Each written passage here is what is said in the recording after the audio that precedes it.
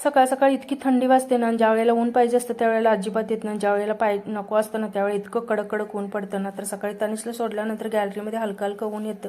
थोडा वेळ बसायचं आणि मगच कामाला लागायचं म्हटलं. आणि गमल्यामध्ये जी फुलांची रोपं लावली होती ना त्याच्यावरती इतका रोग पडलेला होता, सगळी काढून टाकली. कोकोनटचं छोटंसं वेल आलं होतं आणि त्याला फूल लागलेलं होतं. तर त्याच्यानंतर मग गवती चहा होता, तर त्याचा मस्त असं गरमागरम चहा करून पिला. आणि मग नाश्त्यामध्ये आज मस्त असं ढोकळा बनवलेला होता.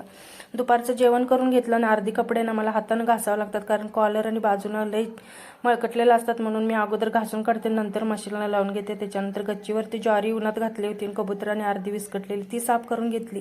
संध्याकाळी मार्केटमध्ये गेलेलो आणि जे आता ट्रेंडिंगमध्ये आहे ना ते कानाला घालायचं ते घालून बघितलं, इतकं भारी वाटत होतं ना.